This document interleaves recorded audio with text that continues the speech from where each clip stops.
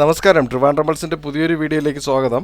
വിഴിഞ്ഞം അന്താരാഷ്ട്ര തുറമുഖം ഓരോ നാൾ കഴിയുന്തോറും കൂടുതൽ പുതിയ നേട്ടങ്ങൾ കൈവരിച്ചുകൊണ്ടിരിക്കുകയാണ്. ഇപ്പോഴത്തെ ഏറ്റവും പുതിയ വിശേഷം എന്തെന്നാൽ മെഡിറ്ററേനിയൻ ഷിപ്പിംഗ് കമ്പനി MSCയുടെ ജേഡ് സർവീസിന്റെ ഭാഗമായി വിഴിഞ്ഞവും മാറി എന്നതാണ്.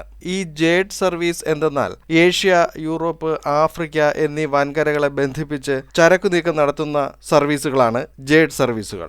ജേഡ് സർവീസ് ശൃംഖലയിൽ വിഴിഞ്ഞവും എത്തിയതോടെ ലോകത്തിന്റെ പല ഭാഗങ്ങളിൽ നിന്നും ഇന്ത്യയിലേക്ക് എത്തുന്ന കണ്ടെയ്നറുകളുടെ നീക്കത്തിന്റെ വേഗം കൂടുകയാണ്.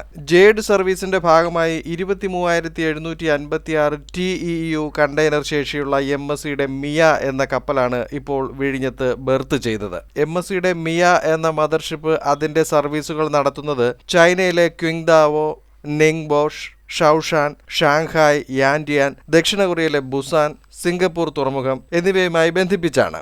ജേഡ് സർവീസുകളിൽ China, Singapore, Spain, Italy, Portugal എന്നിവിടങ്ങളിലെ തുറമുഖങ്ങളും ബന്ധപ്പെട്ടിരിക്കുകയാണ്.